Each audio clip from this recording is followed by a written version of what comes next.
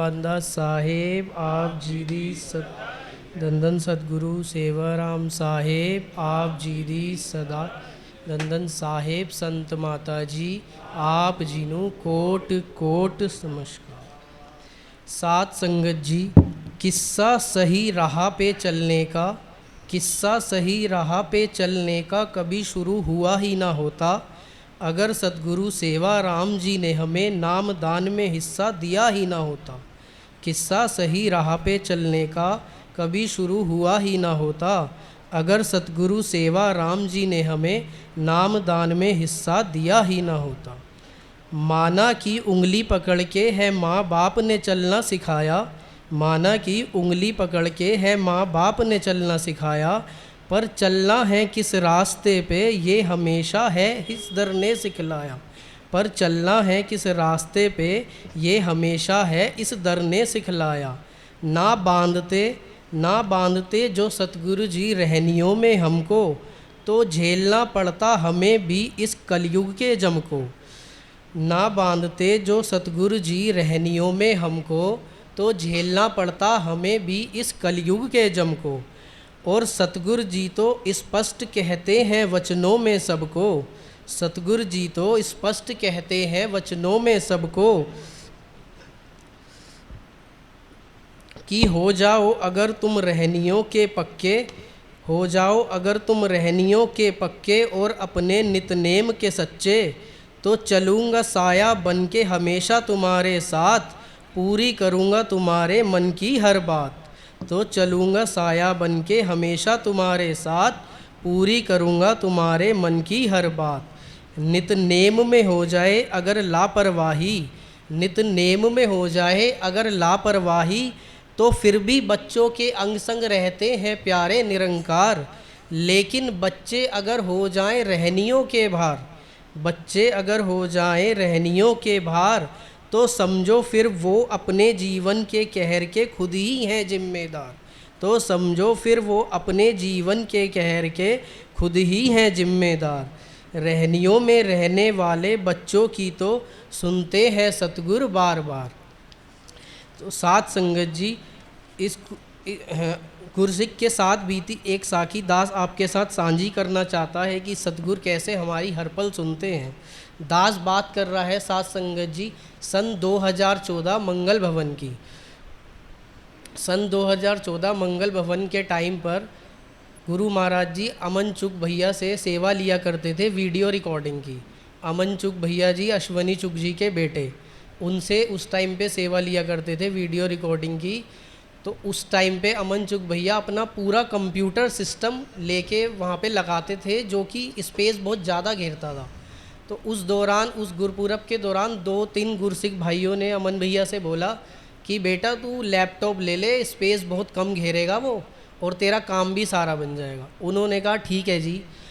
अगला गुरपुरब 2015 से पहले 2 सितंबर को उन्होंने बाबा डेरा साहिब जी में भी अपना कंप्यूटर सिस्टम लगाया पूरा वीडियो रिकॉर्डिंग के लिए। तब उस दिन भी एक गुरसिख ने उन्हें बोला कि बेटा अब गुरपुरब आ रहा है, अब तू लैपटॉप ले ले, अब तेरा काम भी आसान हो जाएगा और वहाँ तेरे को परेशानी नहीं होगी, जगह बहुत कम लगेगी। तो उन्होंने कहा ठीक है जी, लेकिन मन ही मन वो कह रहे हैं कि अभी तो दास का बिल्कुल हिसाब ही नहीं है लैपटॉप लेने का, तो बाकी गुरु महाराज जैसे कृपा करें।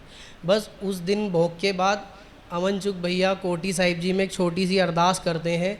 अरदास में जिक्र करते हैं, हे गुरु महाराज जी गुरपुरब आ रहा है, ऐसे ऐसे लैपटॉप लेने की इच्छा है, लेकिन दास का बिल्कुल भी इस टाइम हिसाब नहीं है। उस टाइम 2014 और 2025 से में उस टाइम की पोजीशन और इस टाइम की पोजीशन में बहुत फ़र्क है। गुरु महाराज कृपा बख्शिश हर साल बढ़ाते हैं। तो ऐसी बख्शिश हुई कि उन्होंने अरदास करी और अपना डेली रूटीन की तरह वो दुकान पे चले गए। जब दुकान पे चले गए तो दोपहर के समय एक व्यक्ति आता है उनके पास और कहता है कि अमन भैया लैपटॉप दे, मेरे से लैपटॉप ले लो, मुझे पैसे की बहुत ज़रूरत है। तो अमन भैया ने बिना देखे ही बोला कि नहीं नहीं मुझे नहीं चाहिए, मेरे पास हिसाब नहीं है, तू जा यहाँ से। तो अब ऐसी कृपा बख्शिश उन्हें क्या पता सतगुरु सेवाराम जी ने आप उस व्यक्ति को भेजा है। उन्होंने कहा भैया एक बार देख लीजिए, आप लेना मत। अमन भैया ने देखा जी, वो HP का लैपटॉप था तो अमन भैया ने बोला लैपटॉप तेरा ठीक है लेकिन मेरा हिसाब नहीं है। वो कह रहा कि जी 8,000 रुपये में मैं आपको दे दूंगा। अमन भैया बोले तू ले जा भाई, मेरा हिसाब नहीं है, मेरी जेब में सिर्फ 2500 रुपये है, तुझे देना है तो बता। बस 1 मिनट की बातचीत में गुरु महाराज जी ने ऐसी कृपा बख्शिश करी कि दास ने जो मन में सोचा था, जिगर करा था, सिर्फ अरदास में मांगा नहीं था, सिर्फ जिगर करा था कि दास की जेब में बस 2500 रुपये हैं। 1 मिनट की बातचीत में जी 2800 रुपये में वो लैपटॉप डन हो गया जी। और ऐसी कृपा बख्शिश हुई कि उस गुरपुरब पे उन्होंने उसी लैपटॉप से रिकॉर्डिंग करी और आज भी वो लैपटॉप वो अपने घर में यूज़ करते हैं। तो ऐसे गुरु महाराज हमारे सुनते हैं। तो साथ संगत जी, सतगुर हमारे ऐसे दीन के दाता हैं, कोठी साहिब जी में बैठे साक्षात विधाता हैं। यही कृष्ण अवतार, यही हमारे महाकाल हैं, यही हमारे राम और यही करते हमारे सब काम हैं। नामुमकिन को मुमकिन बना देना इनके लिए बहुत आसान है। अपने बच्चों की अरदास में किया हुआ जिगर भी, अपने बच्चों की अरदास में किया हुआ जिगर भी पूरा करा देते हैं। कोठी साहिब जी में विराजमान यही साक्षात भगवान है। कोठी साहिब जी में विराजमान यही साक्षात भगवान है। साथ संगत जी, ये जो सत्संग की घड़ियाँ सतगुरु जी ने हमारे हिस्से में लिखी हैं, दास उसकी महिमा का एक छोटा सा जिक्र करना चाहता है। सुनो इस दर के प्यारे सत्संगियों, सुनो इस दर के प्यारे सत्संगियों, सत्संग की महिमा बड़ी प्यारी है। सत्संग में बैठा हर गुरसिख, सत्संग में बैठा हर गुरसिख सतगुरु जी का आभारी है। सत्संग में जो आ गया अपने बुरे कर्मों को बख्शा गया, सत्संग में जो आ गया अपने बुरे कर्मों को बख्शा गया। ना खाली कोई भी जाता है, हिस्सा अपना ले जाता है, ना खाली कोई भी जाता है, हिस्सा अपना ले जाता है। सब तीर्थों से ऊंचा है, सब तीर्थों से ऊंचा है, सत्संग परलोक में भी सचखंड ले जाता है। जो प्रभु से मिलना चाहता है वो सत्संग में आ जाता है, जो प्रभु से मिलना चाहता है वो सत्संग में आ जाता है। शब्द गुरबानी जो सत्संग में सुनाते हैं, विश्वास संगत का इस दर पे बढ़ाते हैं। शब्द गुरबानी जो सत्संग में सुनाते हैं, विश्वास संगत का इस दर पे बढ़ाते हैं। ये दुनिया हुई दीवानी जी, ये दुनिया हुई दीवानी जी, जब इस दर की महिमा जानी जी, जब इस दर की महिमा जानी जी। एक घड़ी का सत्संग को भी, एक घड़ी के सत्संग को भी जिसने मन में बसा लिया, समझो वो गुरसिख हजारों तीर्थों पे नहा लिया।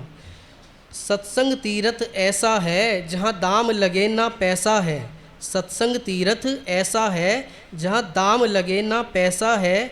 यहाँ किसी में कोई भेदभाव नहीं, यहाँ किसी में कोई भेदभाव नहीं, यहाँ सबका सम्मान एक जैसा है, यहाँ सबका सम्मान एक जैसा है। सत्संग आ वचन कमा, सत्संग आ वचन कमा।